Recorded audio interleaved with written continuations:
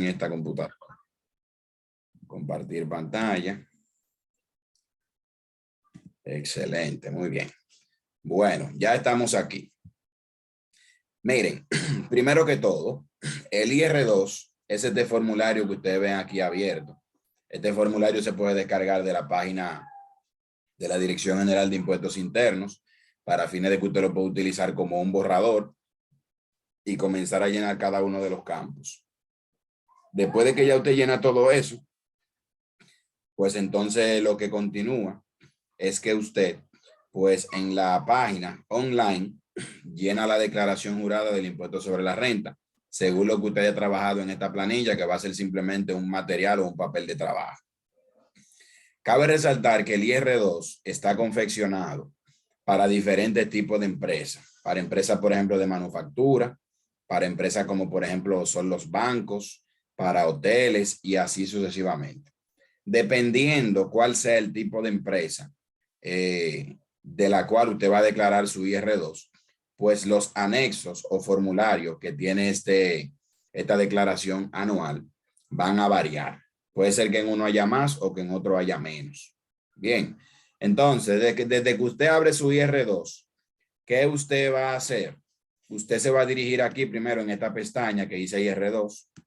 Mire, usted le da aquí R2 y se pone en esta pestaña. Usted va a ver que aquí, fíjense que hay una opción que dice seleccionar sector económico. Cuando usted le da seleccionar sector económico, el sistema le muestra todo tipo de sectores, hoteles, bancos, compañías de seguro, instituciones eléctricas y mostrar todo. ¿Qué va a hacer usted? Simplemente debe elegir la opción que diga manufactura, comercio y agropecuaria, que es el caso de nosotros, con lo cual vamos a trabajar. Cuando usted abre el IR2, inicialmente le aparece así con todos los anexos que lleva. Pero después de que usted entra aquí, que usted sabe que usted pertenece a un sector de comercio, pues usted le da primero aquí donde dice manufactura, comercio, agropecuaria, y el sistema le va a dejar solamente los anexos que tienen que ver con ese tipo de empresas o con ese sector, mejor dicho. Y así ya usted solamente tiene lo que le compete y lo demás pues lo deja fuera. Y no tiene tampoco que estar eliminando casilla por casilla de la manera que ustedes ven que parece que lo voy a hacer. Bien, entonces, primer punto importante a tomar en cuenta para la elaboración de un IR2. Para nosotros llenar nuestro IR2, lo primero que tenemos que tener en cuenta es que necesitamos el IR2 del año pasado y también necesitamos los estados financieros de la empresa del año que se va a declarar, específicamente el balance general y el estado de resultados.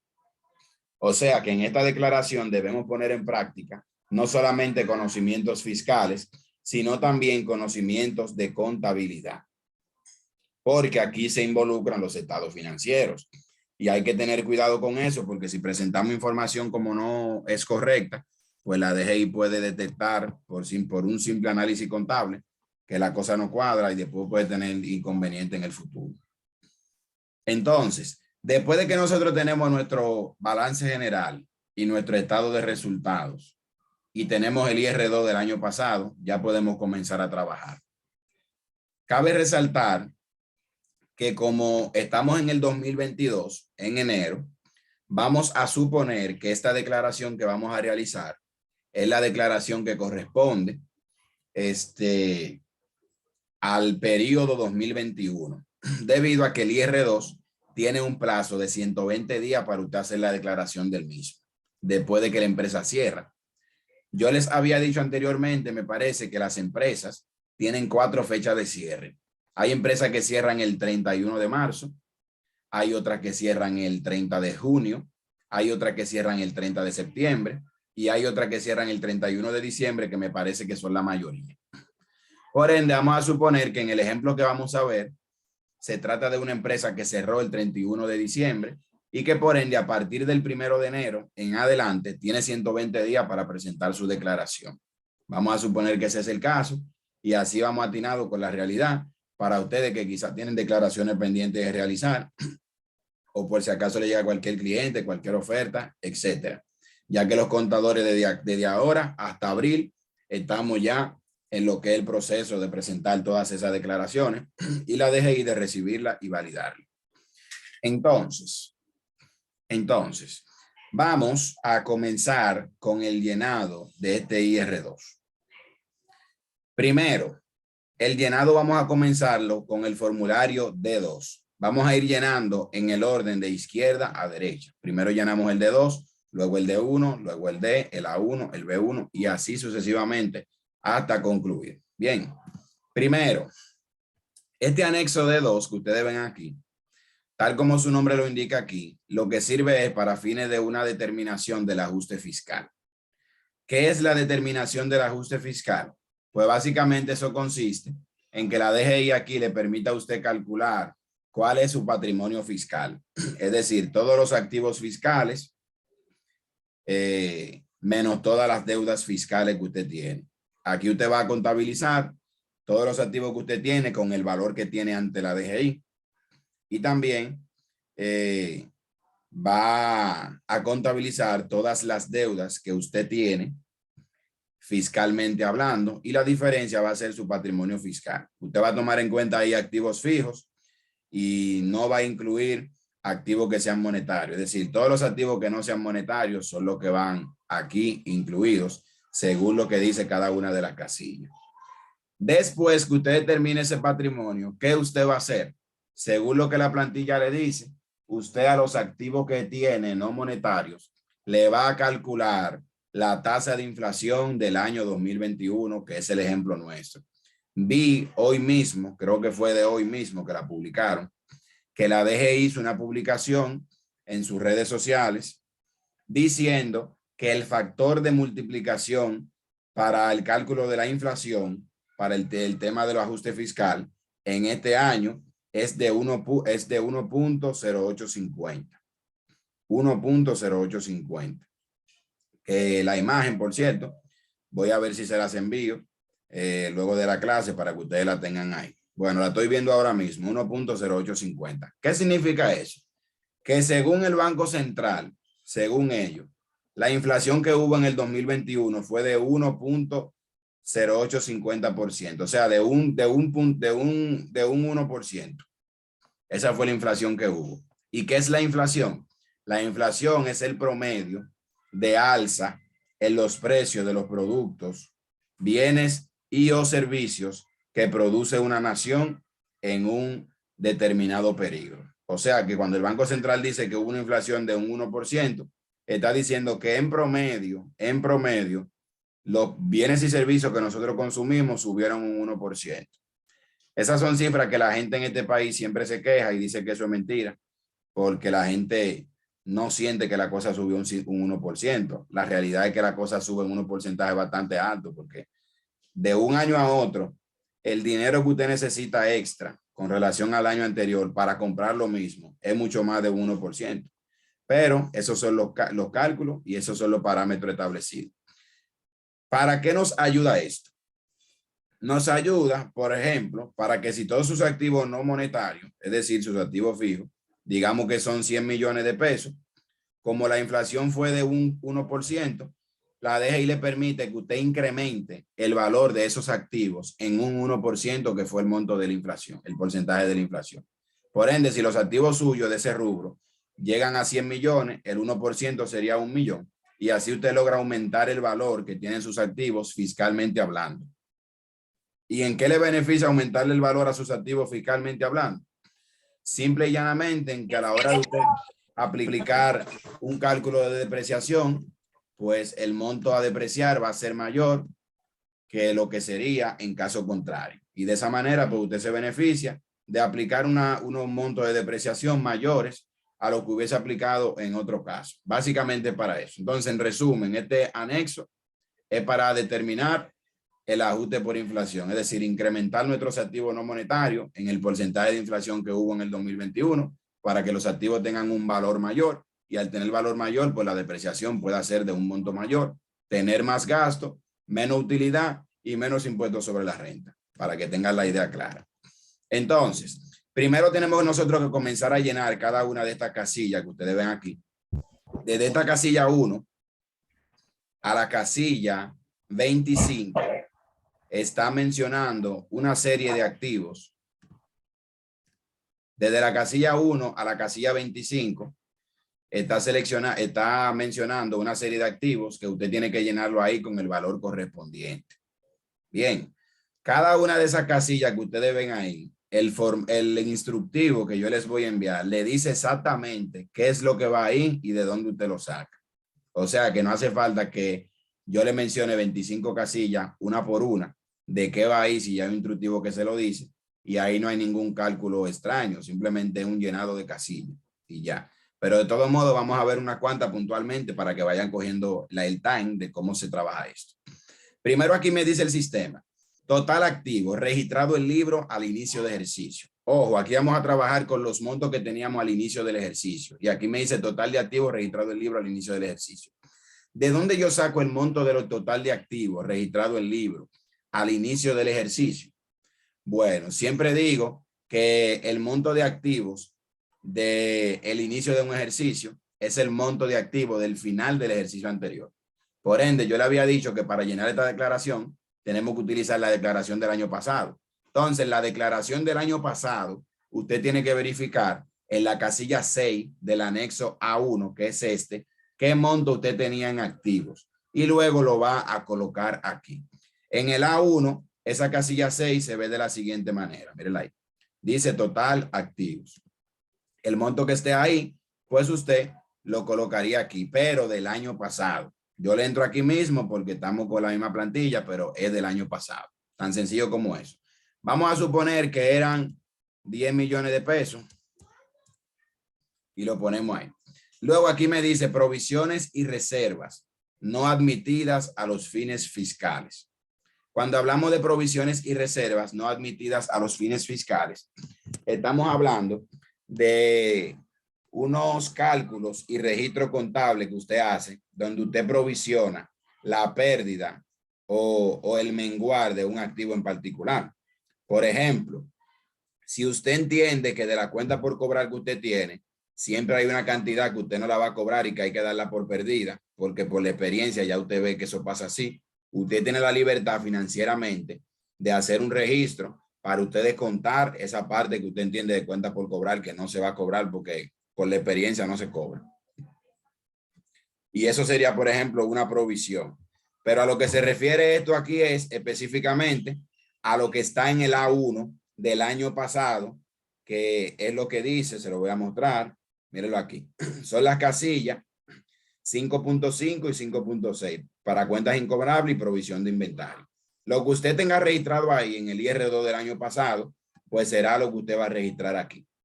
Quizá alguien preguntará, profesor, ¿y si el año pasado yo no tenía IR2 porque este es el primer año? Bueno, pues todo eso se queda vacío.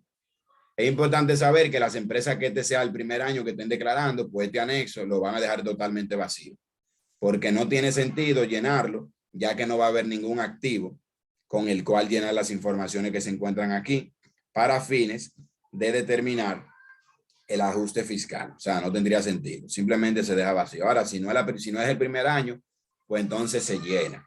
Bien. Continuamos. Luego aquí me dice impuesto sobre la renta diferido.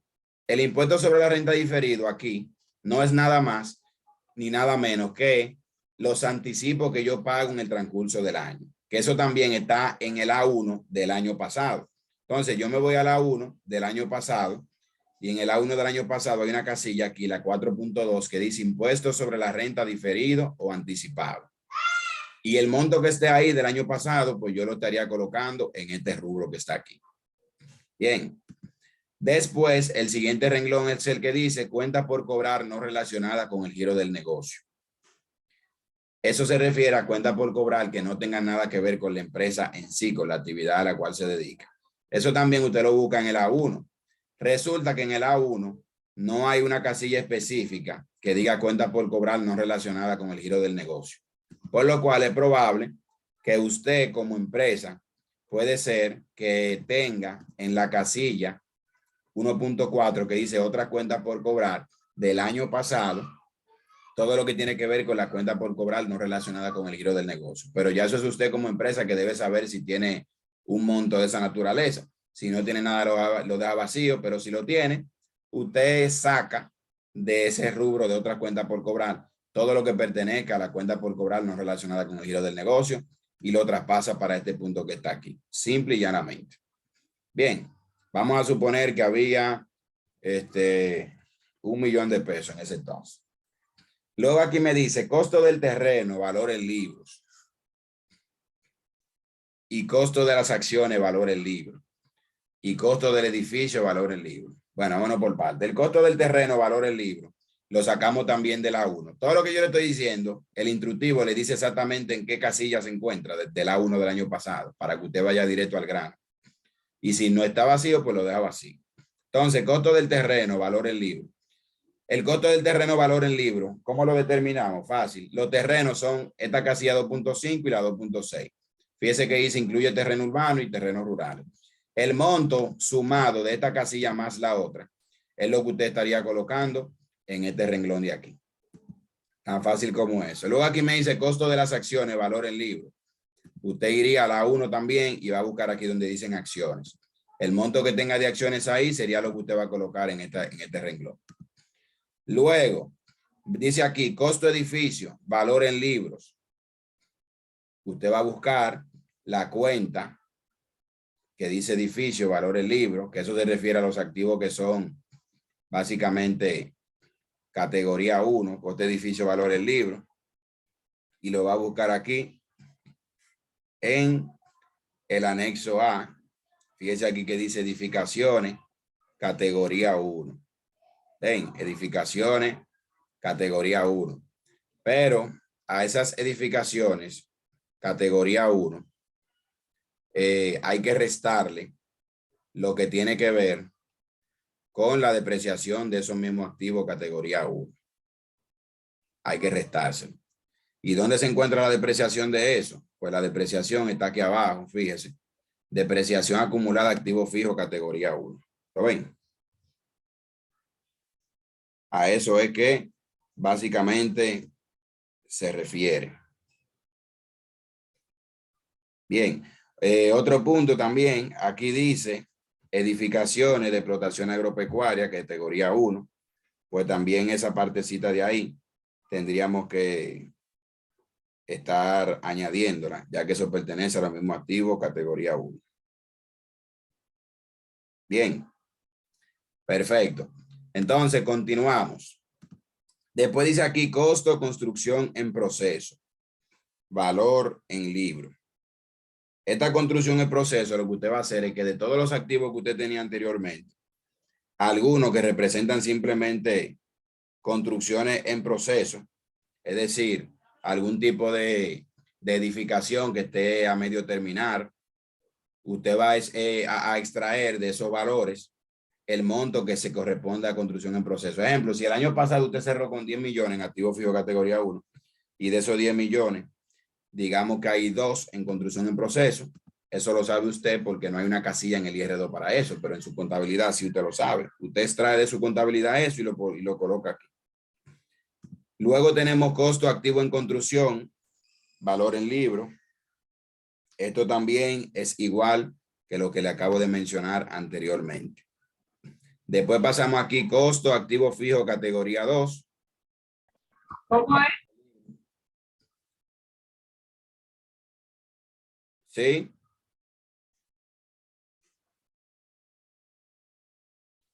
Bien, si hay una pregunta, cualquier cosa me interrumpe, porque vi que alguien habló. No sé si fue por error o qué.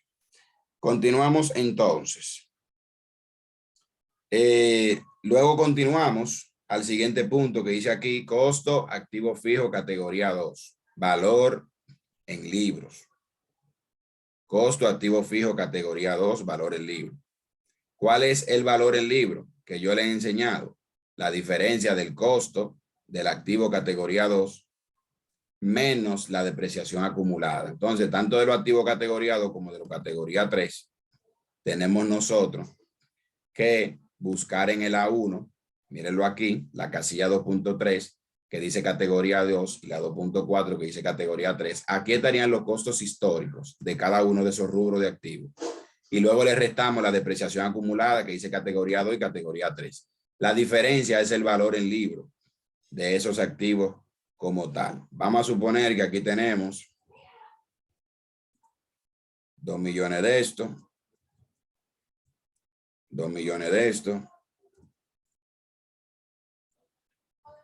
Y de este vamos a suponer que tenemos 1.500.000, por ejemplo. Bien, y básicamente, así sucesivamente, como lo están viendo, seguimos llenando los demás rubros que tenemos. Lo vamos llenando con auxilio del mismo instructivo para no mencionarle 25 casillas, una por una, que ya el sistema le dice dónde está la información que va a buscar para completar. Bien, aquí donde dice costo fiscal categoría 1, vamos a inventarnos para fines del ejemplo un activo de 1 millón. Aquí vamos a inventarnos uno de 500.000 y ya vamos a dejarlo hasta ese punto. Bueno, después de que ya usted llene esas 25 casillas, según el instructivo le vaya diciendo, abajo le va a aparecer el saldo activos fiscales. Es decir, fiscalmente hablando, cuál es el valor que usted tiene en activos. Bien, y dice aquí que son 5 millones con el ejemplo que pusimos. Luego usted pasa aquí a llenar donde dice total pasivo registrado en libros al inicio del ejercicio. El total de los pasivos, usted lo busca también en el A1 del año pasado y usted va a sumar todos estos pasivos que son acreedores a corto plazo, que los acreedores a corto plazo le aparece aquí, luego los acreedores a largo plazo que están aquí y luego otros pasivos que están ahí. Usted suma esas 3 casillas y ese sería el total de pasivos. Vamos a suponer que en ese total tuvimos 3 millones. Luego dice impuestos sobre la renta diferido. Si usted tiene algún pasivo dentro de ese renglón del A1 que se considere impuesto sobre la renta diferido, pues usted lo colocaría en ese renglón para que se lo reste. Después, si tiene una provisión o una reserva no admitida a los fines fiscales, que corresponda al rubro de los pasivos, que eso usted lo va a verificar en el IR2 pasado y también puede ser que lo tenga en los estados financieros del año pasado, pues usted lo colocaría aquí. Y cualquier otro pasivo diferente a los anteriores, pues también lo colocaría en este renglón. El sistema se encarga de sumar todo lo otro. Después llegamos a lo siguiente. Aquí dice saldo de los pasivos, 3 millones. O sea que ya tenemos activos fiscales 5 millones y pasivos fiscales 3 millones. Ustedes saben por la regla de la ecuación básica de la contabilidad que activo menos pasivo es igual a capital. Por ende, aquí tenemos la casilla 32 que dice patrimonio fiscal o capital fiscal, que es lo mismo. Casilla 26 menos 31, o sea, la casilla de los activos menos la de los pasivos totales. Y me da la diferencia de 2 millones de pesos. 5 millones menos 3, 2 millones. Luego el sistema me dice aquí, saldo fiscal activo no monetario. Saldo fiscal activo no monetario. Traer monto casilla 49. ¿Cuál es la casilla 49? Mírenla aquí. Total activo no monetario. ¿Qué es lo que hace el sistema? Fíjense algo. Después de que toda la parte de los activos que ustedes vieron ya está completada, aquí abajo el sistema me va llenando este renglón que ustedes ven con los datos que yo puse arriba. Por ejemplo, si yo en lo activo categoría 1 puse 1 millón, ese millón se arrastró solo ahí. Si en lo categoría 2 puse 500.000, también se arrastró solo. Así mismo pasará con lo de categoría 3. Así mismo hubiese pasado con lo categoría 2 y categoría 3 dado en arrendamiento. Con los terrenos que lo pusimos también. Así mismo hubiese pasado con la mejora en propiedad arrendada. Y así sucesivamente. Y al final me da el total de todos los activos que yo coloqué ahí. Lo único aquí que no se llena solo es la parte de los inventarios, porque eso va aparte. Usted puede coger el monto con el cual usted cerró un inventario el año pasado y lo coloca aquí. Y eso el sistema también se lo coge como una base a la cual usted aplicarle el factor de inflación. Entonces, después de que trae eso aquí, en la casilla 34 dice base ajuste por inflación. Base ajuste por inflación. ¿Qué significa base ajuste por inflación? La base es el monto que va a servir como parámetro para nosotros aplicarle la inflación que dije hace un rato que era de 1.0850. Eso igual que cuando usted le pregunta, ¿cuál es la base para el cálculo del ITEVI? Bueno, si usted vende una mercancía en 15,000 pesos, la base son los 15,000 y a los 15 que usted le va a aplicar el 18%. Entonces aquí la base para el ajuste por inflación tiene una regla condicionada por la DGI. Y la regla condicionada por la DGI dice que hay que colocar el valor menor de la casilla 32 y 33. Eso es una regla que tiene la DGI. ¿Por qué? Regla que tienen ellos. Entre la casilla 32, que es el patrimonio fiscal, y la casilla 33, que es lo que trae de la casilla 49 de aquí abajo, el monto que sea menor de los dos va a ser la base a la cual se le va a aplicar la inflación. Fíjense que la casilla 32 dice 2 millones y la 33 dice 1.500.000. Entonces, de esas dos casillas, la que se cogió como base fue la de 1.500.000 y a ese 1.500.000 le vamos a aplicar el ajuste por inflación de 1.0850. Entonces, ¿cómo lo hacemos? Fácil. Simplemente aquí donde dice ajuste fiscal patrimonial, porcentaje ajustado, vamos a colocar el porcentaje que sería 1.0850% y le damos enter. Automáticamente cuando usted le da enter, el sistema cambia el número a decimal, porque lo cambia a decimal para que por fórmula funcione bien. Y aquí me da el monto que corresponde a ese 1% y algo, que son 16,275 pesos. ¿Ven? Entonces, ¿qué es lo que procede ahora? De todos los activos que yo tengo aquí abajo, que tienen saldo, que tienen valor, yo esos 16,275 lo voy a repartir equitativamente. ¿Qué significa equitativamente? Fíjense que aquí al lado, el sistema tiene, al lado de ese millón, dice 66.67. Y al lado de estos 500 dice 33.33. Lo que pasa es que el sistema ahí automáticamente calcula qué porcentaje representa ese activo que está ahí al lado del total de los activos que están registrados. Bien, ¿qué porcentaje representa ese monto de activos del total de los activos? Y en este caso, este millón representa el 66.67 y estos 500 el 33.33. Por ende, en ese mismo orden de proporcionalidad, pues así es que yo lo voy a repartir, ese ajuste de 16,275. ¿Cómo yo lo haría? Bastante fácil. Yo digo aquí por fórmula, digo 16,275, 16,275 por este porcentaje, 66.67%. Bien, 66.67%. Y le doy a enter y me da ese monto de 10,850.54. Y ahora yo hago lo mismo con el siguiente y digo 16,275 por 33.33% y me da 5,424.46. Para yo saber que eso de ahí me dio bien, abajo en el final, eso me tiene que sumar esos mismos 16,275. Y si bajamos, mírenlo ahí, que el total de los ajustes dio lo mismo 16,275. Lo único que hubo a un activo que se le dio más que a otro, porque a los activos se le va dando según el porcentaje que representen del total de los activos. ¿Ven? Y ya con eso, yo logré determinar el ajuste por inflación. ¿Qué yo logré ahí?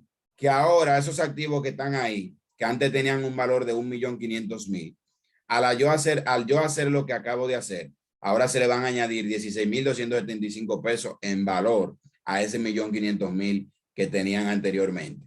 Por ende, cuando yo hago un cálculo de depreciación, ya la base que voy a tener va a ser más amplia. Por ende, el gasto de depreciación va a ser mayor.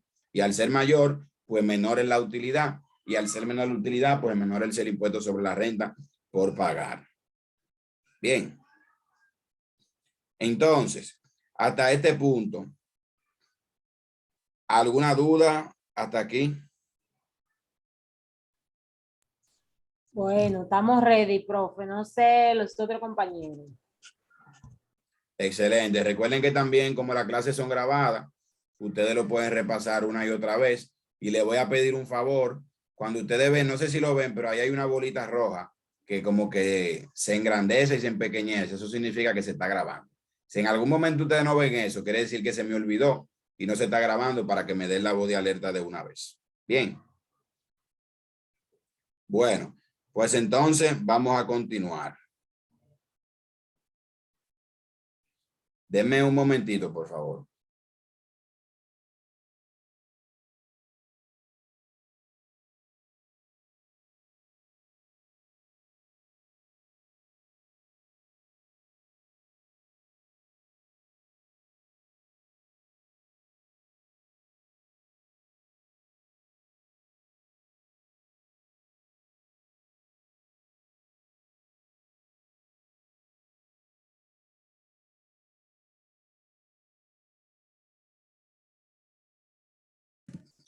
Mil disculpas. Entonces continuamos. Ese fue el primer anexo que nosotros tuvimos que llenar. El segundo anexo que continúa es el anexo de 1. En el anexo de 1, nosotros simple y sencillamente vamos a trabajar con la depreciación de los activos categoría 1. ¿Alguien recuerda cuáles son las categorías de activos que hay y cuál es el porcentaje de depreciación que le compete a cada uno? Que me lo pueda decir, puede abrir su micrófono.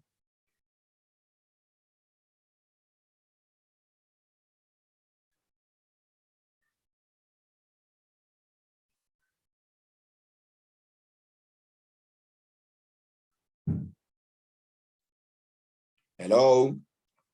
¿Alguien sabe la categoría de los activos y el porcentaje de depreciación de cada uno fiscalmente según el Código Tributario? Bueno, profe. Categoría 1, no, categoría 1 no se deprecian. Yo sé que el 2 un 25 y el 3 un 15. ¿Aló? Correcto. ¿Se escucha? Okay. Sí, le escucho, correcto, muy bien. Y los categoría 1 que le faltó son en un 5%. Un 5, menos los terrenos. Eso es lo que quise decir. Que no se deprecian, correcto. Entonces, categoría 1, que es exclusivamente las edificaciones, un 5%, que es lo que vamos a ver aquí en este renglón.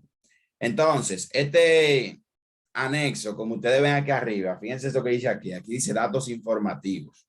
De manera que estos son datos simplemente informativos, que usted lo llena para fines de usted tener su cálculo claro y llevar su orden claro, pero al final esto no determina ningún impuesto como tal, pero tiene que llenarlo bien para que tenga todo claro cómo va y que le cuadre con lo que usted presente más adelante.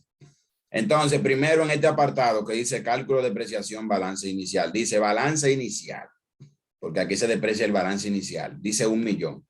¿De dónde sale ese millón? Del D2, mírenlo aquí, activo categoría 1 D2, es el millón, porque ese es el balance inicial. Es decir, que si aquí hay 1 millón en balance inicial fue porque el año pasado yo cerré con 1 millón en activo categoría 1. Bien, por ende ese es el balance inicial. Luego dice aquí ajuste fiscal y ese monto viene arrastrado automáticamente. Fíjense que el ajuste fiscal dice 10.850.54. ¿De dónde viene eso? Eso viene específicamente del ajuste que le hicimos aquí. Fíjense, el ajuste que le hicimos aquí de 10.850.54.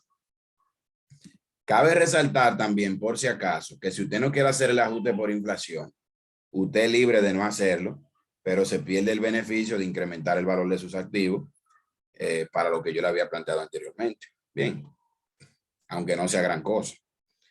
Luego, aquí me dice balance inicial ajustado, que ya es el ajuste más el balance que había al inicio del periodo sumado. Luego tenemos aquí retiro después del ajuste. Eso es en caso de que usted haya hecho algún retiro de un activo categoría 1, que usted lo haya vendido, etcétera, porque usted tiene la libertad de hacerlo. Con eso no tendría ningún problema. Luego tenemos base depreciable. La base depreciable ya lo que queda, según todos los cálculos que se han hecho anteriormente aquí. Y esa base es a la cual usted le va a aplicar el 5% en la siguiente casilla que dice depreciación, porque el 5% es la depreciación anual. Entonces, ¿qué usted va a hacer en este sentido? Usted va a decir 1.010.850.54, que es el monto que está ahí, ¿verdad?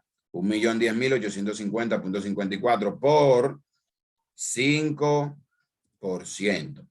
Y aquí le da 50.500 542.53. Esa es la depreciación de ese balance inicial de 7 del 2021. Esa es la depreciación del monto que quedó más el ajuste que se realizó al final del 2020, que pasó directo para aquí, para el 2021. Pero ahora que ya vimos el balance inicial, vamos entonces a enfocarnos en aquellas adquisiciones o movimientos que tuvieron lugar en el transcurso del año que estamos declarando. Bien. Entonces nos enfocamos en este sentido de la siguiente manera. Aquí me dice adquisiciones. Las adquisiciones, como vemos aquí, es simplemente para que usted haga el detalle de todos los activos de categoría 1 que usted adquirió en el transcurso del periodo. Vamos a poner un pequeño ejemplo. Vamos a poner aquí ejemplo 1.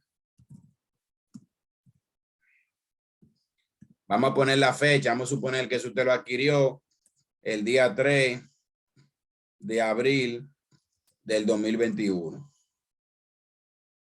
Déjame ver si puedo poner esto un poco más grande. Si esto usted lo adquirió el día 3 de abril del 2021. Vamos a suponer que usted lo compró por $1 millón. La base depreciable aquí, ¿cuál va a ser? La base depreciable aquí sería el tiempo que ese activo duró dentro de la empresa, tomando en cuenta el tiempo que el activo duró dentro de la empresa. ¿Cómo sería esto? Primero hay que determinar el tiempo que ese activo estuvo en la empresa. Le pregunto yo, si ese activo yo lo adquirí el día 3 de abril del 2021, quiere decir que ese activo no estuvo ni en enero del 2021, ni en febrero, ni en marzo, que son 3 meses. Por ende, solamente estuvo durante los otros 9 meses del año, desde abril hasta diciembre. Por ende, como solamente estuvo durante esos 9 meses, quiere decir que de ese millón vamos a sacar el monto que corresponde a esos 9 meses y ese monto va a ser la base depreciable. ¿Cómo yo lo haría? Sumamente fácil. Yo diría 1 millón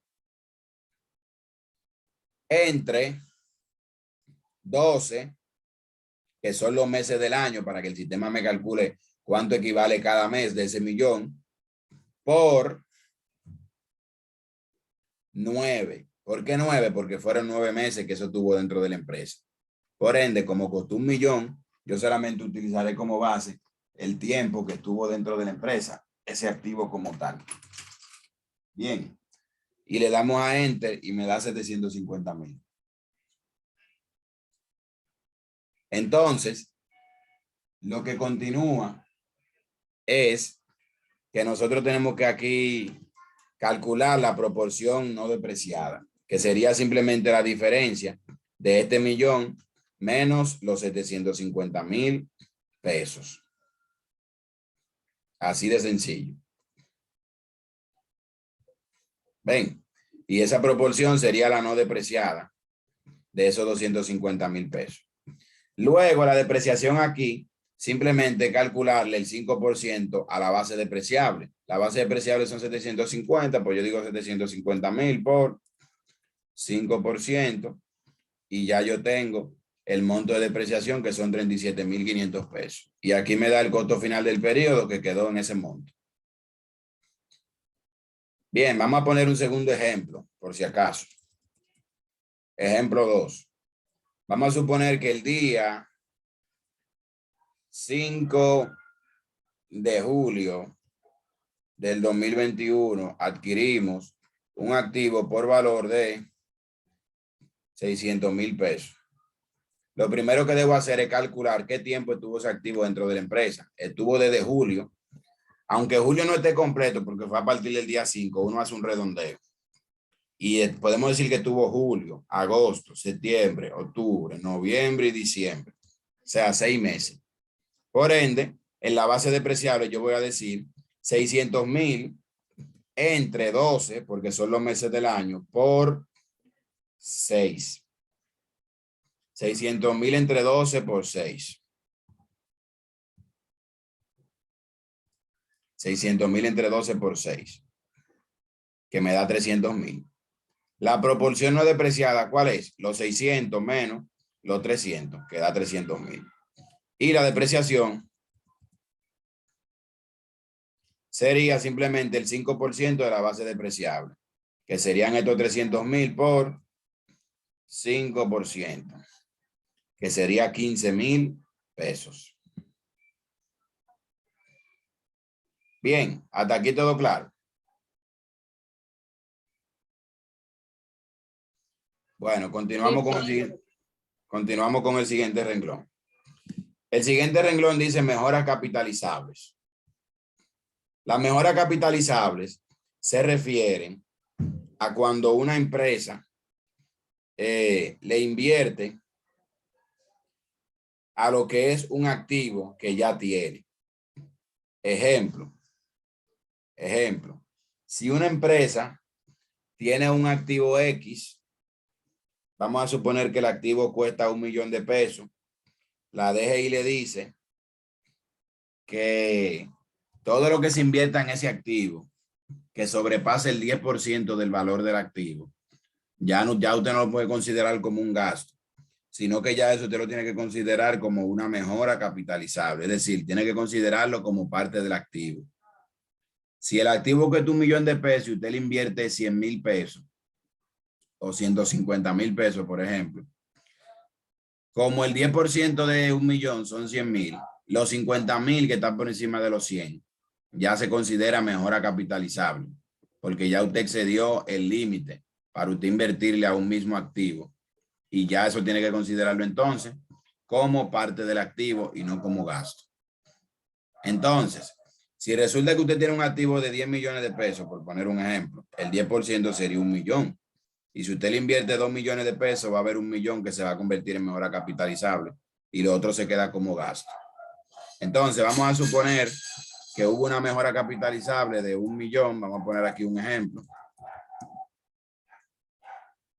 Vamos a suponer que esa mejora, esa inversión se hizo en el mes de agosto, el día 11 de agosto 2021. El valor fue 1,000,000. La base depreciable sería en este caso, primero tomando en cuenta que fue desde agosto a diciembre. Entonces agosto, septiembre, octubre, noviembre y diciembre. Son 5 meses. Por ende, yo diría 1,000,000 entre 12 por 5, porque fueron 5 meses. Y me da ese monto. Y la proporción no depreciada va a ser el 1,000,000 menos los 416,000 y pico. Bien. Y la depreciación, por ende, sería los 416 por el 5%, que serían esos 20,000 y pico de pesos. Bien, si resulta que esta mejora que usted está colocando aquí no fue todo de un golpe en ese periodo, sino que fue por parte, por ejemplo, que hubo una parte de ese 1,000,000 que se pasó del 10%, hubo 50,000 pesos en una compra, por ejemplo, que fue en agosto, hubo 100,000 que fue en septiembre, hubo 200,000 que fue en octubre, y así usted simplemente por cada línea, por separado, por cada monto, usted va haciendo lo mismo que yo hice aquí. Y ya, y es lo mismo. Bien. Entonces pasamos ahora a la parte de los retiros. Hay que tomar en cuenta que cuando usted retira un activo fijo de la empresa, el hecho de que usted lo haya retirado no significa que usted no pueda aplicarle depreciación. Usted puede haberle aplicado la depreciación a un activo fijo que usted vendió por el tiempo que el activo duró dentro de la empresa antes de usted venderlo. Entonces, en este sentido, ¿qué nosotros haríamos? Pues haríamos lo siguiente. Simplemente tenemos que determinar en qué fecha fue que nosotros vendimos ese activo y a qué monto fue que lo vendimos. Después de que tengamos ese dato, nosotros lo que tenemos que hacer es simplemente calcular la depreciación en términos proporcionales. Sería de la siguiente forma. Vamos a suponer que hay un activo que fue edificio 1 y que aquí vamos a poner la fecha en la cual lo vendimos. Ya aquí no es la fecha en la cual compramos, lo adquirimos, sino cuando lo vendimos, cuando ya lo retiramos, lo sacamos. Vamos a suponer que eso fue el día 12 de junio del 2021. El valor, vamos a suponer que fue 1 millón para poner un número redondo y que sea más fácil calcular. Si usted calcula desde junio hasta diciembre, son 7 meses. Por ende, usted va a decir 1 millón entre 12 por 7. Y esa va a ser la base depreciable. La proporción no depreciada sería la diferencia de una cosa menos la otra. Y la depreciación, pues a la base depreciable le aplicamos el 5% a la base depreciable, que serían 29,000 y pico de pesos. Entonces, al final aquí me dice costo final del periodo, 970,000 y pico. Eso me lo tira ahí el sistema, pero al tirármelo ahí, como ya yo aquí arriba en el balance inicial había dicho que había un retiro,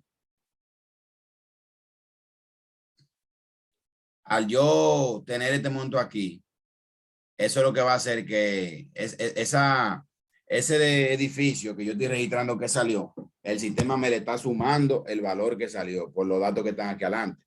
Entonces, en esta parte de retiro, únicamente en esta parte del retiro, yo lo que hago es que después de que yo tengo la depreciación por fórmula aquí, yo la pongo directa y pongo 29,166.67 directa.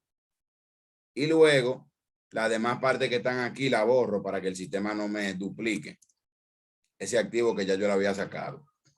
Y así esos 29 se le van a restar a lo anterior, porque al final de cuentas, esto es prácticamente una resta. Bien. Simple y llanamente. Hasta aquí todo claro. Antes de pasar al siguiente formulario. No, profesor, yo quiero saber dónde sacó los 29. Sí, los 29 se sacaron de que nosotros determinamos que la base depreciable son 583,000 pesos. A la Y resta de los 500. los 29 son el 5% de esos 583,000. Ok, pues muchas gracias. Que es el porcentaje de depreciación que se le aplica a esos activos categoría 1. Ok, muchas gracias. Excelente, estamos a la orden. Bien, entonces vamos a pasar ahora al anexo D. El anexo D es bastante simple, al igual que los anteriores. Primero en el anexo D es bueno que sepamos claramente que aquí vamos a trabajar esencialmente con los activos categoría 2 y los activos categoría 3. Activo categoría 2 y activo categoría 3. Y la depreciación de los mismos. También aquí se va a trabajar con lo que es el estado de costo de venta, que con eso hay que tener cuidado, porque esa partida a la DGI le encanta analizarla cuando están auditando. Y si no coincide con lo que usted tiene físicamente en su empresa, pues ya a usted le van a hacer un ajuste que va a decir ajuste por costo no admitido. Y ahí tiene usted problema. Entonces, el siguiente punto. Aquí dice número de funcionarios, son datos genéricos que usted lo puede llenar. Sinceramente, yo muchas veces no lo he llenado y eso no tiene ningún tipo de inconveniente, porque al final de cuentas son datos que no generan ningún tipo de pago de impuestos. O sea, usted llenar eso y no llenarlo no va a decir que tiene que pagar 100 pesos o que tiene que pagar nada. Eso no determina nada. Y a la larga, esos son datos que si ellos lo quieren tener, también ellos tienen la forma de accesar a esos datos. Pero de todos modos, si usted lo puede llenar, usted lo llena. Sueldo promedio anual, número de empleados, sueldo promedio anual. Superficie total metro cuadrado, número de locales propios, si tiene locales propios, los números de establecimiento y el importe anual de alquiler en caso de que no sean locales propios, sino alquiler. Bien, si los locales son propios, pues los metros cuadrados. Si son alquilados, pues el número de establecimiento y el alquiler que pagó. Luego entramos a la parte más importante del anexo, que es la parte donde ya comenzamos a trabajar con la depreciación de los activos categoría 2 y categoría 3. Entonces, primero, los activos categoría 2 y categoría 3 están divididos en 3 renglones. Por un lado está el renglón que es de uso propio, que es esto que ustedes están viendo aquí, de uso propio. Y por otro lado está el renglón que es en arrendamiento. Y por último, el renglón que es activos adquiridos amparados por la ley 39207. ¿Qué usted va a hacer? Simplemente usted en su contabilidad de todos los activos que usted tiene, categoría 2 y categoría 3, usted tiene que tener especificado cuáles son activos que usted lo tiene de uso propio, es decir, que están en la empresa, usted mismo dándole uso. También tiene que especificar cuáles de esos activos usted lo tiene en arrendamiento, o sea, alquilado. Y también tiene que especificar cuáles de esos activos usted los ha adquirido, amparado por la ley 39207. Simple y llanamente. Después de que ya usted sepa cuáles pertenecen a un rubro y cuáles pertenecen a otro, simplemente aquí, en el momento de llenar, pues usted hace la debida clasificación con lo categoría 2 y categoría 3. Entonces vamos a comenzar con lo que son de uso propio.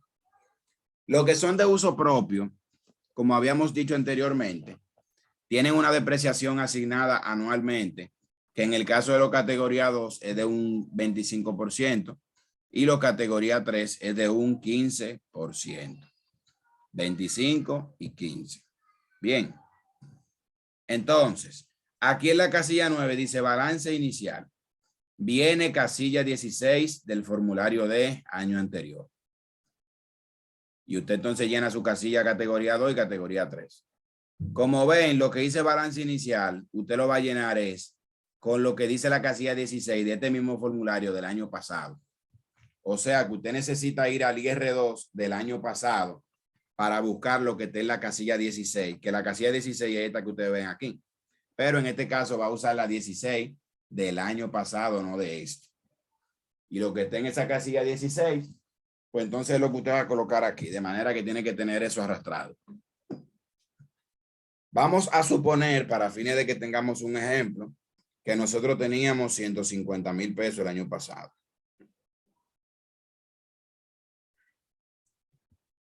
En la categoría 2. Y en la categoría 3 vamos a suponer que teníamos 100.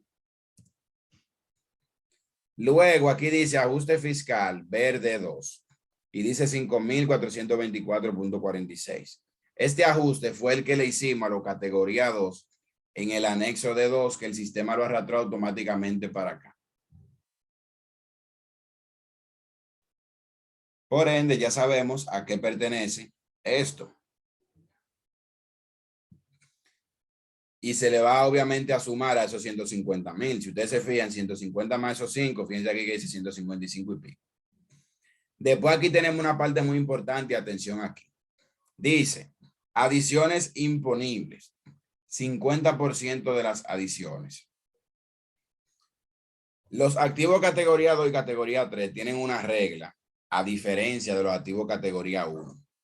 Y esa regla consiste en que en el primer año de adquisición de esos activos, nosotros solamente vamos a depreciar o a utilizar como base depreciable el 50% de todas las adquisiciones que se hayan realizado.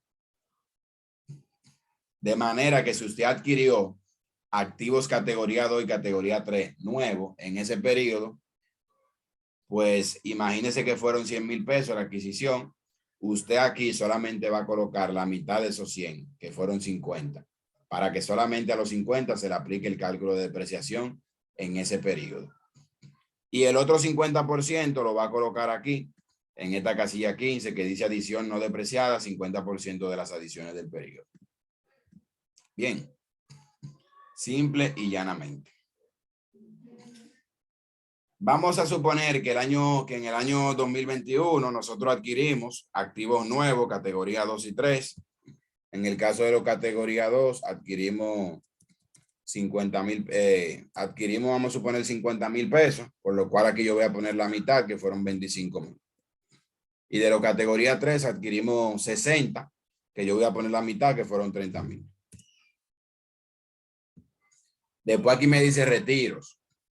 No vamos a poner ningún retiro porque no hubo. Después aquí dice base ajustada por inflación.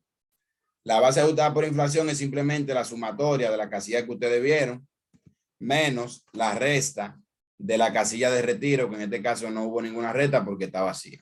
Fue 0. Y me da ese monto total de 180,424.46.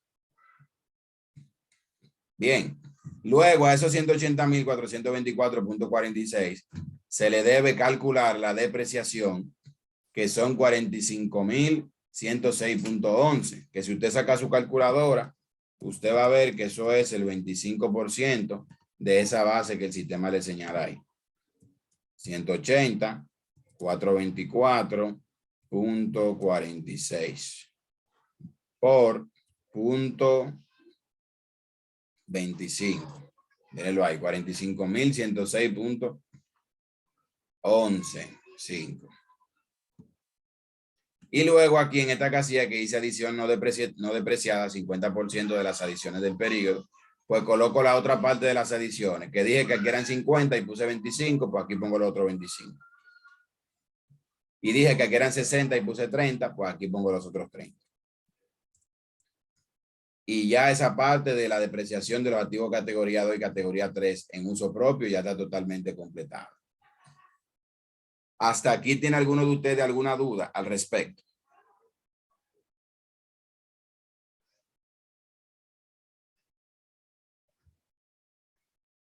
Si tienen alguna duda hasta aquí, pues me pueden interrumpir y yo con gusto les aclaro. Bien, vamos a continuar. Luego, en el siguiente punto que dice en arrendamiento, es también igual de fácil que lo anterior. Y también el que es amparado por la ley 392.007. Las únicas diferencias en estos dos renglones es que aquí los activos se deprecian al doble. Es decir, que lo que son categoría 2, cuando están en arrendamiento o son amparados por esta ley, no deprecian un 25, sino un 50%. Y lo que son categoría 3, cuando son en arrendamiento o están amparados en esta ley, no deprecian un 15, sino un 30%. Bien, esa es la única diferencia. Entonces, aquí me dice balance inicial, viene de la casilla 24, formulario de año anterior. Vamos a suponer que había un balance inicial de 100,000 pesos. Y vamos a suponer que la demás casilla, que es el ajuste fiscal, igual que el caso anterior, adiciones no hubo, retiro no hubo. La base para el cálculo son los mismos 100,000 y fíjese que la depreciación dice 50,000, que es un 50%. Y adición depreciada no ponemos nada. Y aquí al lado vamos a suponer que también hubo 100,000 y si se fijan la depreciación es de 30,000, que es el 30% de los 100. O sea que al final aquí se depreció 50 y aquí se depreció 30%. ¿Ven?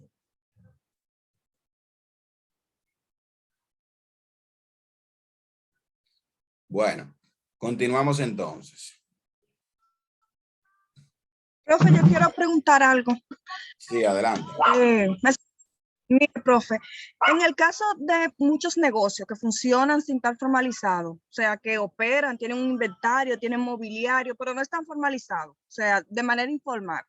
Luego deciden formalizarse, o sea, se registran, sacan su RNC y todas las cosas. ¿Cómo uno hace para transparentar ese mobiliario que tienen, esos activos que tienen, todas esas cosas? ¿Uno va poniéndolo aquí en esta casilla como inicial o qué? No sé si Excelente me pregunta. Sí, yo creo que lo entendí. Excelente pregunta. Mire, si usted constituye una empresa y usted antes de formalizarse tenía, vamos a suponer, escritorio, tenía counter, tenía computadora, tenía aire acondicionado y tenía una serie de activos categorizados, por ejemplo.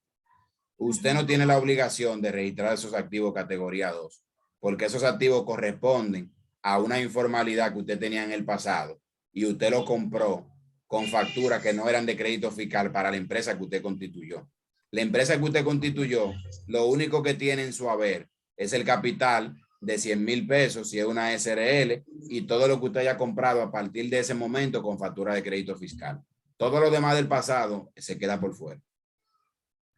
Pero, por ejemplo, la empresa después de formalizarse sigue trabajando con eso mismo mobiliario, esos mismos activos, esos mismos maquinarias. A veces tienen hasta maquinaria que la Sigue utilizan para trabajando con los operaciones. mobiliarios, pero de la única manera que usted puede reconocer todo eso como parte de la empresa y a la misma vez como monto que estén sujetos a depreciación es si usted lo compró con una factura de crédito fiscal y lo registró en un 606, o si usted lo registró como parte del aporte del capital cuando se constituyó la empresa. De lo contrario, eso se quedaría por fuera. Eso es como que yo compre, eso es como que yo compro un carro para mí y después yo constituyo una empresa y el carro sea una herramienta de trabajo de la empresa. Fiscalmente el carro no pertenece a la empresa, aunque yo lo utilice dentro. Okay. Profesor, yo quiero hacer una pregunta también. Antes de responderle la otra, ¿entendió, estimada? Sí, pero profesor, entonces si yo cuando se constituye la empresa lo pongo como parte del capital, como un aporte, por ejemplo, tenía un camión y lo pongo como un aporte del socio, que aportó un camión, por ejemplo, ¿lo puedo poner así? Cuando se constituye. Claro, cuando Pero usted se entonces constituye, cuando usted hace una puede depreciar. constitución, déjeme explicarle. Cuando usted hace una constitución de una empresa, por lo regular, lo más común es que la gente no aporta bienes. Pero si usted desea aportar bienes y usted agarra y usted dice, por ejemplo, bueno, yo tengo 500,000 pesos aquí entre los activos que tiene la empresa. Yo lo voy a poner como parte del capital cuando yo estoy constituyendo la empresa, ¿verdad? ¿Qué va a pasar? Que cuando usted constituya la empresa, usted va a tener que declarar esos 500,000 pesos como activo de categoría 2 y usted lo va a registrar aquí en su declaración del IR2 y lo va a poner en la parte de lo que son las adiciones.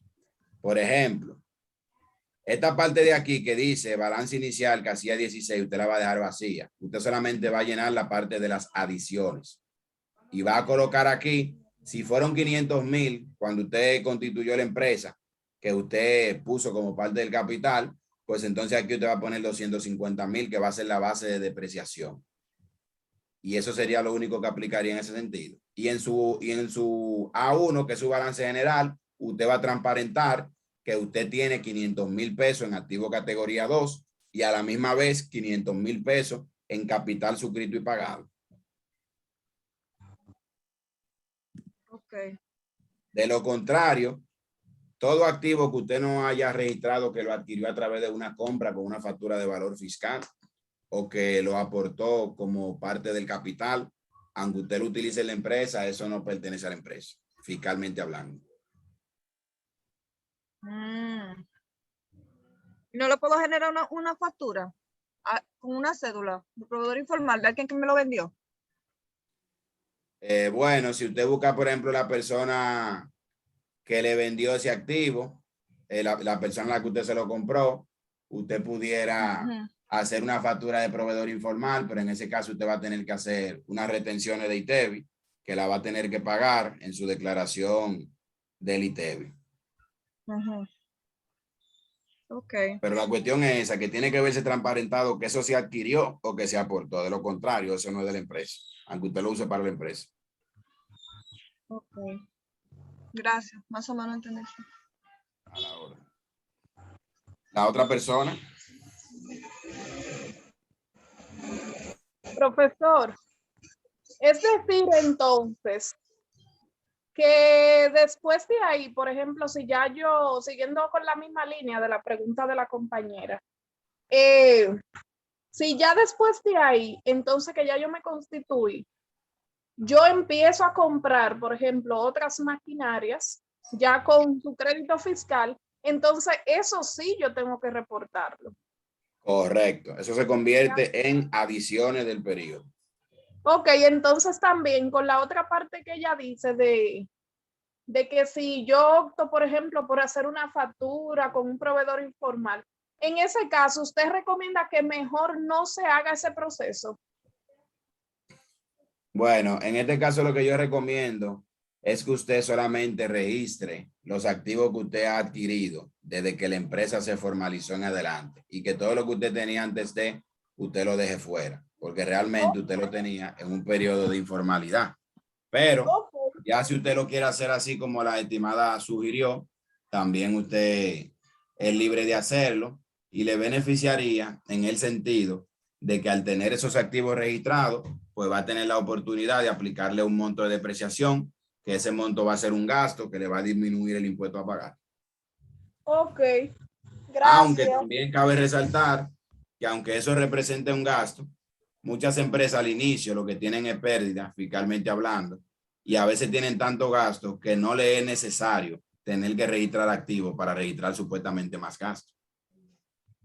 Ok, También hay que tomar en cuenta que los activos de esa categoría están sujetos al pago del impuesto a los activos, que es de un 1%. O sea que si usted mete $1 millón de pesos de activos, usted está sujeto a pagar el 1% de ese millón como impuesto a los activos, que son 10,000 pesos.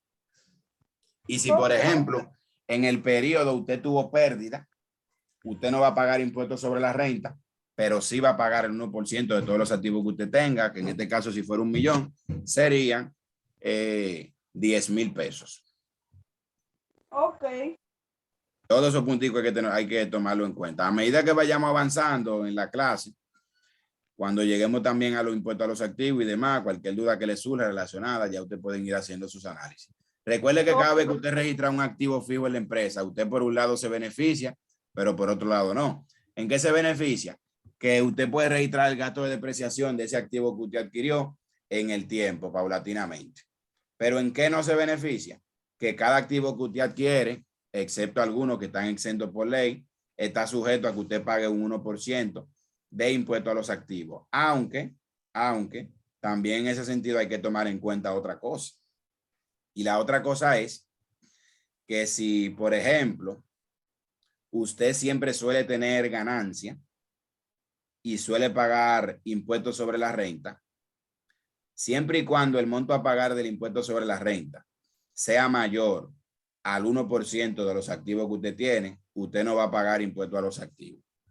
O sea que a veces, aunque los activos le generen el pago de impuestos a los activos, si lo que usted acostumbra a pagar el impuesto sobre la renta es superior al monto del impuesto a los activos, usted no paga el impuesto a los activos, solamente paga el impuesto sobre la renta. Y en ese caso sí le beneficia, porque si usted analiza, por un lado, el registrar los activos le va a ayudar a tener más gasto para disminuir el impuesto a pagar, y por otro lado no le va a generar ningún pago de impuesto a los activos, pero es por la razón de que usted acostumbra todos los años a estar pagando impuestos sobre la renta, y siempre el monto del impuesto sobre la renta está por encima del monto de los activos. Pero son casos particulares que usted lo que tiene que sentarse a analizar. ok, ¿Entendió? sí, Excelente. Bueno, pues vamos entonces a continuar. Cualquier otra duda, pues con mucho gusto me pueden interrumpir y yo les aclaro al respecto. Entonces, el siguiente punto aquí de los activos que están amparados en la ley 39207, que habría que indagar para ver todas las especificaciones para que cumpla esos activos de registrarlo aquí, es igual que el renglón anterior. Simplemente lo que son categoría 2 deprecian un 50% y lo que son categoría 3 deprecian un 30%. Si aquí colocamos, por ejemplo, 100,000, vamos a ver que la depreciación fue 50,000, que es el 50%. Y si aquí colocamos 100, vamos a ver que la depreciación fue 30,000, que también es que es el 30%. Simple y llanamente. Lo mismo aplica con los ajustes, con las adiciones, los retiros y la parte, la adición no depreciada. Todo lo mismo. Entonces, una vez salido de ese renglón, ahora vamos a pasar a la parte del costo de venta. Lo primero que tenemos que analizar aquí, ya que entramos a términos contables, primero seleccionar aquí el tipo de inventario. Vamos a suponer que nuestro inventario es perpetuo. Recuerden que hablamos del inventario perpetuo y el inventario periódico. Vamos a suponer que el de nosotros es perpetuo, que es aquel que nos permite mantener el costo de venta actualizado constantemente y también las existencias en inventario constantemente actualizadas. Bien, Entonces, luego de ello, aquí hay dos estados de costo de venta. Hay uno que es para empresas comerciales que compran los productos que venden ya fabricados y simplemente los revenden. Y hay otro aquí que es para empresas que fabrican su propio producto. Usted simplemente debe limitarse a llenar cada una de esas casillas según los estados financieros que usted tenga en la mano. Aquí, por ejemplo, dice inventario inicial. Según el estado financiero que usted tenga, lo que tenga en inventario inicial, usted lo coloca ahí. Pero si hacemos un pequeño ejercicio mental, vamos a darnos cuenta que el inventario inicial se refiere al inventario final que hubo en el periodo anterior. Y simplemente lo colocamos aquí. Luego, tenemos aquí las compras locales del ejercicio. Las compras locales son toda la mercancía que usted compró aquí en el país y que la registró en el 606 como compra que formarán parte del costo de venta. Recuerden que el 606 tiene una casilla que dice compra que formarán parte del costo de venta. Esa casilla, simplemente, usted lo que debe hacer es, cada vez que hace una compra en el transcurso del año, usted va eligiendo ese renglón en su 606. Cuando se acabe el año, usted tiene que coger todos los 606 del año completo y sumar todo lo que usted registró en esa casilla. Y eso le va a dar el total de compra de mercancía que usted hizo en el año. Pero también en la página de la DGI hay una opción que dice el resumen de gastos con NSF. Y en esa opción que dice resumen de gastos NSF, usted va a tener el monto total de cada una de las casillas del 606. De los gastos por trabajo de suministro y servicio, gastos de personal, con todo, incluyendo la parte que es el 09, que dice compra que formarán parte del costo de venta. Bien. Por ende, en ese sentido, pues ya usted de ahí mismo saca el monto correspondiente a la compra que usted hizo en el año. De ahí es que se saca. Luego tenemos aquí las compras en el ejercicio, la compra del exterior del ejercicio. Toda la compra de mercancía que usted hizo, que fue importada, pues usted, mediante toda su documentación de la liquidación de todas las importaciones que usted hizo en el año, pues de ahí usted saca todo eso. Luego el ITEVI llevado al costo, si tiene algún ITEVI que no se vaya a compensar como ITEVI, sino llevarse al costo, usted lo puede colocar ahí como parte del costo. Luego tiene el inventario final. El inventario final, usted tiene que tener su sistema bien actualizado para tomarlo del sistema, sino hacer un conteo físico en ese momento del 31 de diciembre, que es cuando la empresa cierra, en nuestro ejemplo, para usted saber qué va a poner aquí de inventario inicial. Y luego el costo de venta, aquí le sale por defecto, es decir, le sale automáticamente. Vamos a suponer que el inventario inicial aquí fue de 2.500.000 pesos y las compras locales fueron de 1.700.000 pesos. 1.700.000. Perfecto. Y el inventario final, vamos a suponer que fue de 1.950.000 pesos. Pues el costo de venta automáticamente me quedan 2.250.000. El sistema me lo calcula solo. Luego aquí abajo, obviamente si usted llena un estado de costo de venta, no puede llenar el otro, porque no puede estar en los dos rubros. Entonces, aquí abajo, fíjese que dice inventario inicial materia prima. Todo lo que usted tenía de materia prima que cerró el año pasado se convierte en el inicial de este. Inventario inicial producto en proceso. Es decir, usted elabora las sillas que están a medio talle, que todavía le falta la tablita de adelante, el espaldar, un ejemplo, pero que ya se están fabricando y que tienen la forma ya con los tubos y todo. Compra materia prima local. La compra materia prima local, también usted la coloca ahí. Toda la materia prima que usted compró en el año, localmente, y toda la que compró en el exterior. Luego, los sueldos y salarios que usted paga a los obreros que fabrican la mercancía. Eso forma parte del costo de venta cuando una empresa de manufacturera. La depreciación de las maquinarias que usted utiliza también forma parte del costo de venta cuando una empresa es manufacturera. Otro gasto es indirecto, el inventario final de la materia prima, de los productos en proceso, y eso da el costo de producción. Después se le suma el inventario inicial de producto terminado y se le resta el inventario final de los productos terminados. Y la diferencia va a ser el costo de venta. Ese costo de venta se arrastra automáticamente. Miren para dónde. Pasamos al B1. El B1 es el estado de resultados. Miren ahí donde se arrastra el costo de venta. 2.250.000. Y también el inventario inicial que yo puse aquí. Perdón, el inventario final que yo puse aquí se va a arrastrar para el A1. Mírenlo ahí. 1.950.000. Porque una cosa está amarrada con la otra. Y es bueno que sea así porque a veces podemos cometer el error de poner un monto de una cosa en un lugar que no cuadre con el monto de la otra. Y ahí entonces hay que meterse en rectificativa y tener problemas. Y las rectificativas no son muy buenas porque a veces se le tapan marcos. Que a veces ni usted mismo tiene la culpa la tiene el tercero, pero son dolores de cabeza que es bueno evitarse. Bien, entonces, una vez llegado a este punto, ahora pasamos al anexo A1. El anexo A1 es simplemente el balance general. Recordando, el balance general es el que me presenta, el estado financiero que me presenta los activos, los pasivos y el capital de la empresa. Bien, activo, pasivo y capital me presenta el balance general. Por ende, aquí vamos a ver cada una de las cuentas, que simplemente aquí usted lo que tiene que llenar, ¿con qué? Con los estados financieros que usted tenga a mano. Por eso le dije que aquí hay una parte contable. Fíjense que aquí dice cajas y bancos. Usted va a colocar ahí efectivo, caja y banco, cuenta por cobrar cliente, cuenta por cobrar relacionado, otra cuenta por cobrar, el inventario ya actualizado, materia prima, producto en proceso, otros inventarios, mercancía en tránsito, que son las mercancías que están en el exterior, que están en aduana, en fin, que todavía no han llegado al almacén, pero que ya la empresa la compró.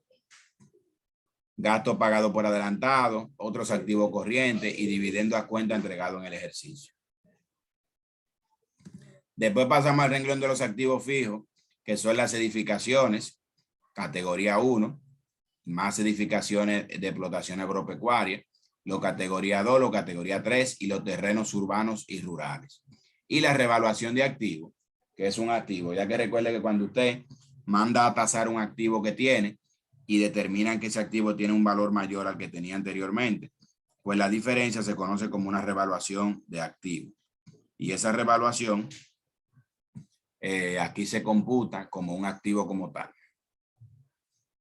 Luego tenemos los depósitos. Esos son depósitos que usted tiene como inversiones. No es depósito de que usted tiene un dinero guardado en una cuenta, porque lo que tiene guardado en una cuenta va en efectivo banco. Sino depósito que usted tiene como inversión. Ejemplo, usted invirtió a plazo fijo en tal empresa o en tal banco, perdón, 10 millones de pesos con la compensación de un interés que le pagan mensual, anual, etcétera. Pues eso usted lo colocaría ahí. Por otro lado, siguiendo con en ese mismo sentido, aquí abajo coloca las acciones. Coloca las acciones correspondientes que usted tenga en otras empresas y otras inversiones, diferentes acciones y depósitos. Luego están los activos, otro tipo de activos, como por ejemplo activos no amortizables. Un activo no amortizable es un activo que no perece, que siempre mantiene su mismo valor.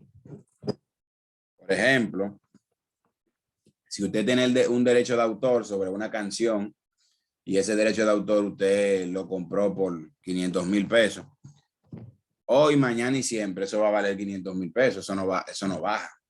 Y que ya no baja con el tiempo ni nada, se mantiene igual ese derecho. Luego, tenemos impuestos sobre la renta diferido anticipado. Todo lo que usted pague de anticipo de impuestos sobre la renta en el año, usted lo va a tener ahí como impuestos sobre la renta diferido anticipado. Pero se supone que eso usted lo tiene en su estado financiero y usted simplemente traspasa la información aquí. Luego tenemos otros activos amortizables, cualquier activo que sí se pueda amortizar, como por ejemplo una patente, que quizá le dura un tiempo de 10 años, 20 años, y después de eso ya no vale y tiene que volver a pagar por ello. Incluso el nombre de ONAPI es un activo amortizable, porque el nombre de ONAPI es un derecho que usted tiene sobre un nombre, pero ese derecho a los 10 años se vence y tiene usted que volverlo a pagar para que se renueve, porque si no corre el riesgo de que otra persona se lo coja. Luego pasamos ya a la parte de las provisiones para riesgos y gastos. En esta parte tenemos primero la depreciación acumulada de los activos categoría 1, también de los categoría 2 y de los categoría 3. Luego tenemos las casillas que son provisiones, como por ejemplo provisiones para cuenta incobrable, para provisión de inventario y otras provisiones. ¿Para qué se usa eso? Eso se usa para que, como le dije anteriormente, si usted entiende que de las cuentas por cobrar que usted tiene, va a haber una cantidad X que no se va a cobrar por experiencia, usted puede provisionar que va a haber un monto que no se va a cobrar. Usted puede decir, bueno, tenemos 1 millón en cuentas por cobrar, pero cada año siempre hay gente de la que no deben que se mueren o que se van del país o que se desaparecen y siempre hay 10,000 pesos que no se cobran. Pues usted crea una provisión para cuenta incobrable descontándole a la cuenta por cobrar 10,000 pesos con la finalidad de usted llevar sus estados financieros lo más atinado y cercano a la realidad para que refleje con punto y coma con total exactitud la realidad del mercado y del momento. Bien. Luego tenemos el total de activos aquí, que es 1.950.000 según lo que pusimos arriba. En cuanto al inventario, también es lo mismo. Usted puede provisionar una cantidad de mercancía que usted entiende que se va a perder, que ya no va a funcionar, etc. Luego entramos a la parte del pasivo y el patrimonio. En cuanto a pasivo y patrimonio, primero tenemos aquí los acreedores a corto plazo. Estos acreedores a corto plazo, primero comienza con los préstamos por pagar que usted tenga, cuentas por pagar, impuestos por pagar, otras cuentas por pagar, cobro anticipado. Recuerden que los cobros anticipados representan cada vez que un cliente representan un pasivo, porque cada vez que un cliente le paga algo por adelantado es un pasivo para usted porque usted lo debe hasta que no dé el producto o el servicio. Aporte para futura capitalización. Después pasamos a los pasivos a largo plazo, que son los préstamos hipotecarios, préstamos comerciales con instituciones financieras locales. En fin, usted va pasando todo eso según lo tengan los estados financieros, con instituciones financieras del exterior, con entidades relacionadas locales o relacionadas del exterior. Las empresas relacionadas son aquellas que un mismo socio interviene con cierto porcentaje de acciones en una empresa y en la otra. Ejemplo, si yo tengo una empresa que tiene, donde yo tengo el 50% de las acciones y tengo otra donde tengo el 60%, pues ya se consideran empresas relacionadas. Y para eso hay una serie de parámetros que se tienen que tomar en cuenta, que son hasta internacionales. Pero aquí simplemente es detallar eso para clasificarlo todo en orden. Préstamos con entidades de acogida a regímenes especiales, préstamos con organismos internacionales, como el Fondo Monetario, por ejemplo, pudiera ser, pero no creo que una empresa cualquiera tenga un préstamo con un organismo internacional de esa envergadura. Préstamo con accionistas, porque los mismos socios de la empresa le pueden prestar dinero a la empresa. En fin. Luego tenemos la opción de otros pasivos, que es la que se coloca aquí. Aquí yo llenaría la cantidad de otros pasivos que yo tenga. Y ya. Después tenemos la parte del capital, que es la parte del patrimonio, que me dice aquí capital suscrito y pagado. El capital suscrito y pagado es el capital con el cual usted constituye la empresa. La reserva legal, que es un 10%, es un monto de las ganancias que usted destina a separar y no mezclar con el capital que se utiliza en el día a día en la empresa. Superávit y revaluación de activos. Eso es para que cuando se haga una tasación de algún activo, si el activo resulta con un valor mayor al que realmente tiene, se va a considerar como un superávit en revaluación de activos. Y eso pertenece a una cuenta de capital. Luego tenemos el beneficio o pérdida de ejercicios anteriores, porque esa es esa es la utilidad acumulada, que se va arrastrando año por año. Luego tenemos el beneficio pérdida del ejercicio actual,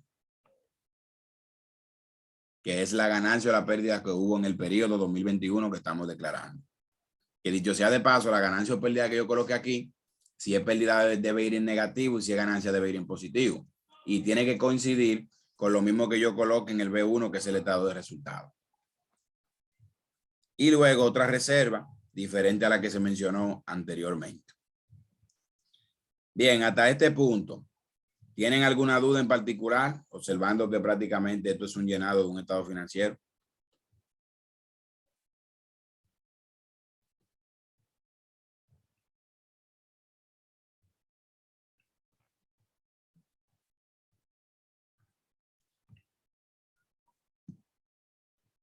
Perfecto.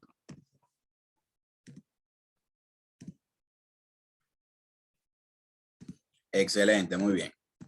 De todo modo, cualquier duda que le surja a alguien más, pues estoy abierto a quien me interrumpa para darle la explicación del lugar. Bien, como el IR2 es tan amplio, es tan largo, ya la última parte que vamos a ver por el día de hoy, para que ustedes tengan tiempo de repasar, será del B1, que es el estado de resultados. Y ya para la clase siguiente seguimos con los demás temas. Y créame que dentro de los demás temas hay algunos, como el anexo E y el anexo G, que hay que explicarlo despacio y que hay que dar mucha información. Mucha información que es bueno que se la den fresca y no encima de toda la que yo le he dado y la que falta. Bien, para su propio bienestar. Entonces, continuamos por aquí. Este es el estado de resultados, como ustedes lo ven ahí, y es bastante simple de llenar. Simplemente tenemos aquí que primero colocar los ingresos por ventas locales. ¿De dónde ustedes creen que se sacan los ingresos por ventas locales? ¿Quién me dice? Si usted fuera a llenar este IR2, ¿de dónde usted obtiene los ingresos por venta local? Del 607. El 607 de toda la venta que hizo, profesor. ¿Y de qué otro lugar? Del IT1 también. Exactamente. En este caso les recomiendo que sea del IT1, porque recuerden que el 607 solamente no coge la factura de consumidor final que sean por debajo de 250,000. O sea que puede ser que su 607 no tenga todas las ventas del año entero. Lo ideal es hacerlo a través del IT1, que tiene una casilla arriba que dice total de operaciones. Usted coge los 12 IT1 del año y todo eso, usted lo va a sumar aquí. Incluso, una de las formas de la DGI analizar una declaración de impuestos sobre la renta, IR2, es machar los ingresos de los IT1 con los ingresos reportados en el IR2. Bien. Entonces, continuamos.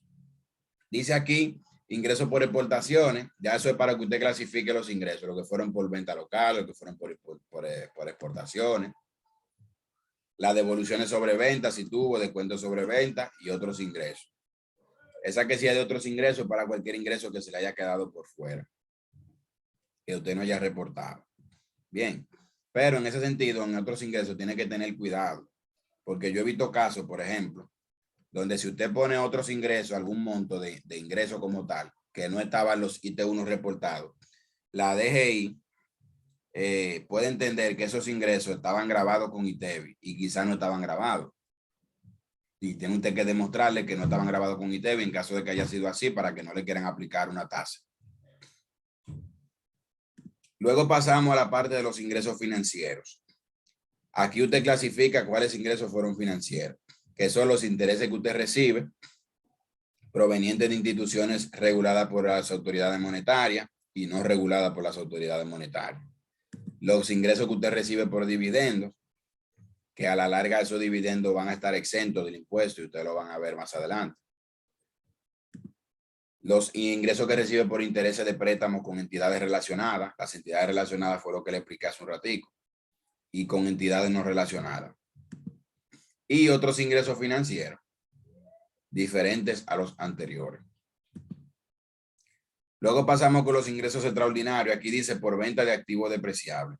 Si usted, por ejemplo, agarra y dice que usted va a vender un aire acondicionado de la empresa, eso es un ingreso por venta de activos fijos depreciables. Por venta de bienes de capital.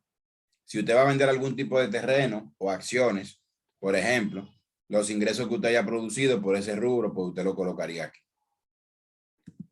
Por diferencia cambiaria positiva. Recuerden cuando hablamos de la diferencia cambiaria o las transacciones en monedas extranjeras. Cuando usted debe a una empresa en el exterior y resulta que la tasa cambiaria a la que usted paga baja, pues usted tiene un ahorro. Porque si usted debía $1,000 al 50 por 1, debía 50,000 pesos. Y si después cuando usted va a pagar, la tasa no está 50 por 1, sino a 45 por 1, ya usted no debe 50,000, usted debe 45. Por ende, esos 5,000 es un ahorro que se contabiliza como un ingreso por diferencia positiva cambiaria.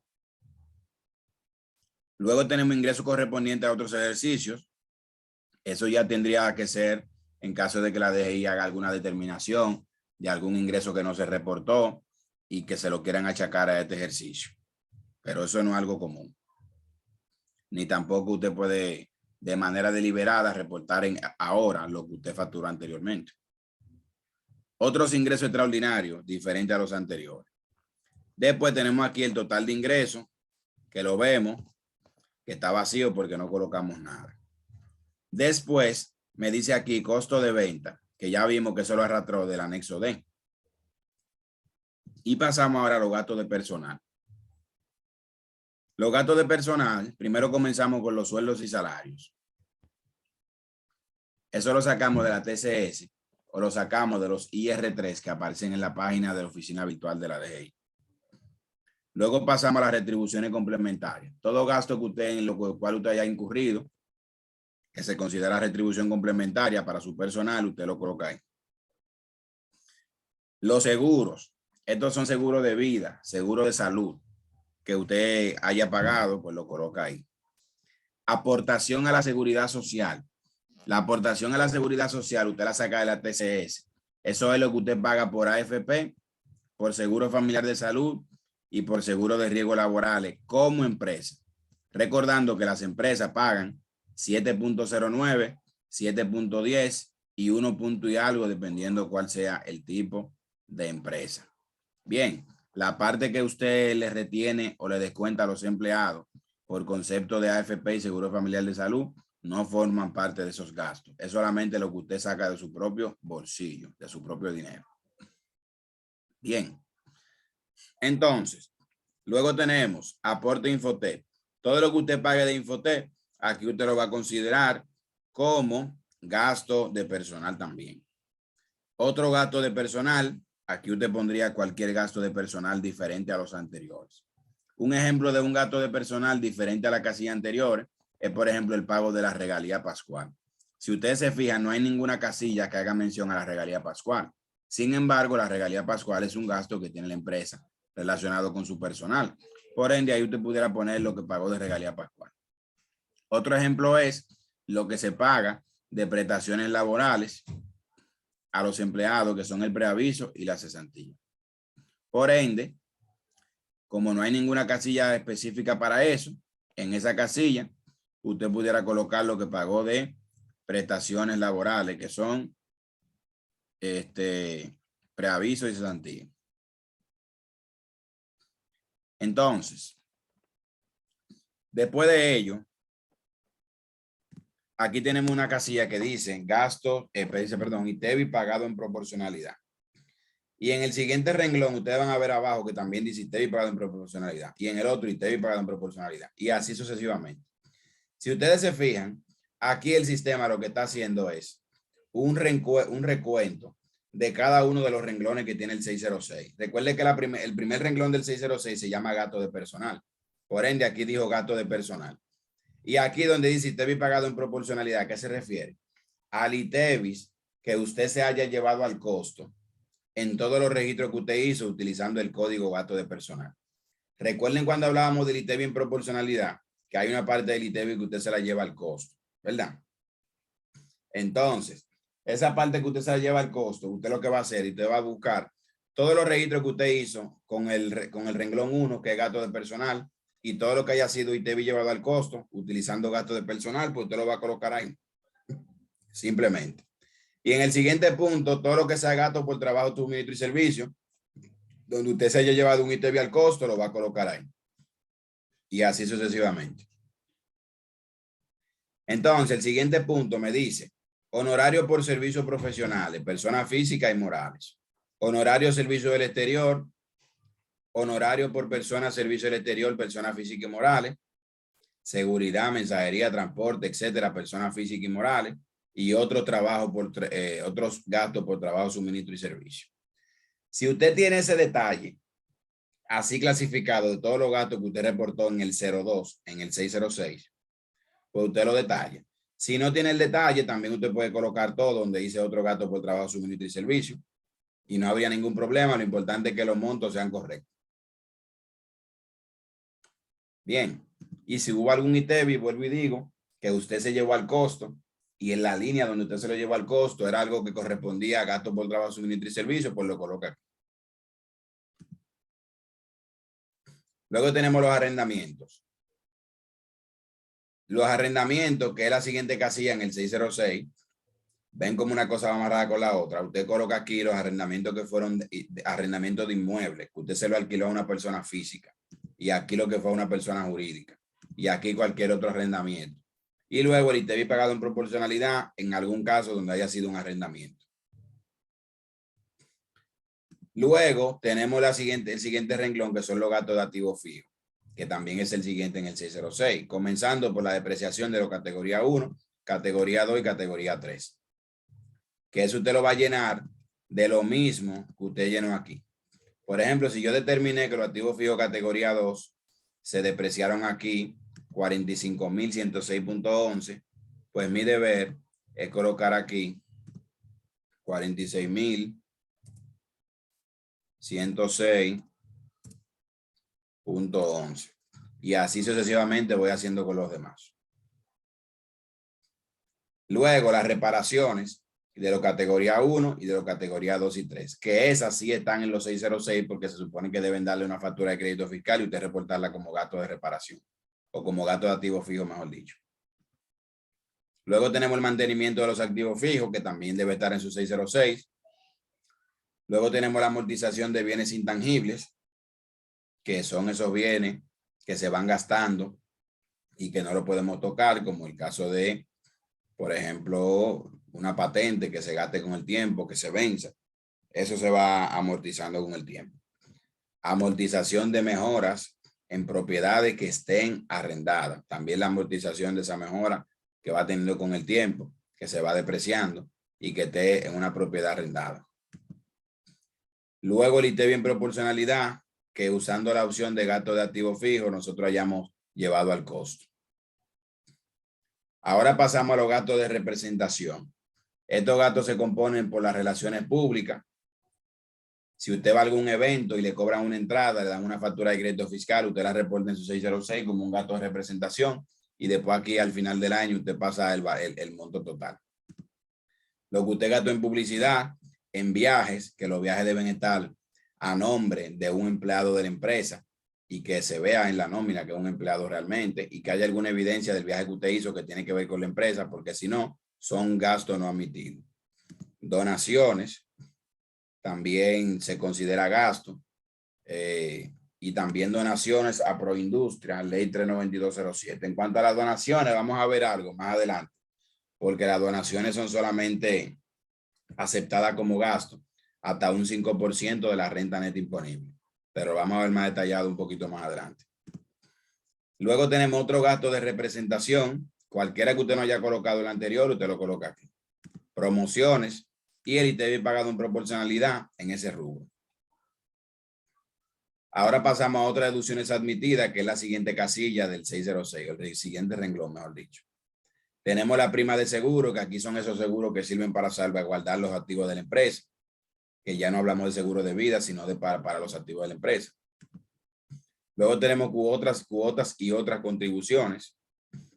Estas cuotas y otras contribuciones se refieren a cuando usted está, por ejemplo, en algún club donde usted tiene que pagar una mensualidad, suscrito a alguna revista X, usted la coloca ahí.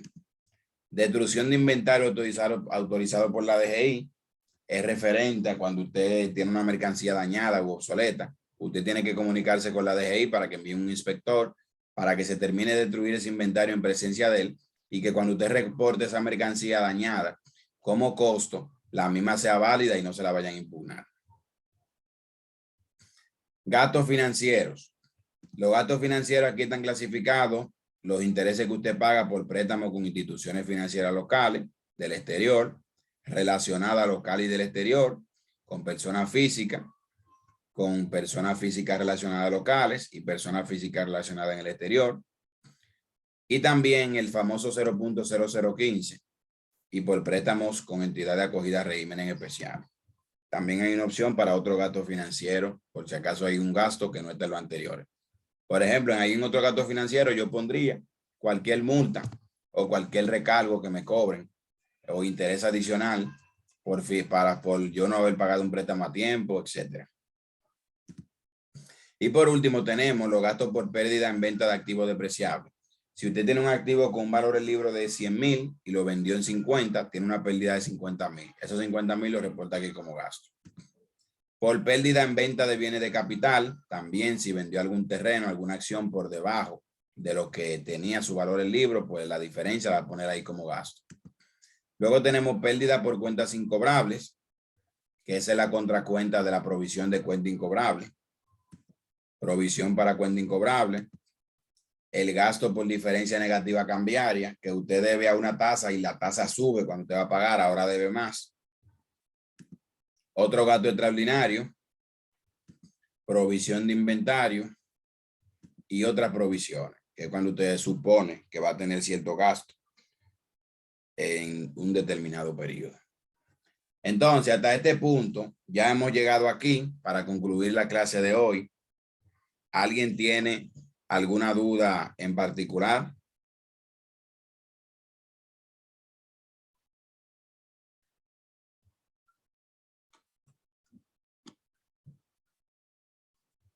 ¿Alguien tiene alguna duda hasta aquí antes de despedirnos por el día de hoy?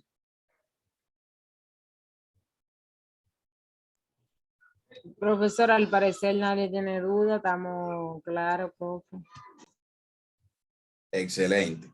Entonces, ya para culminar, recuerden que como quiera voy a subir la clase para que puedan repasar y después que repasen, si tienen dudas, pues entonces aprovechan y me preguntan, sea cuando sea, no importa.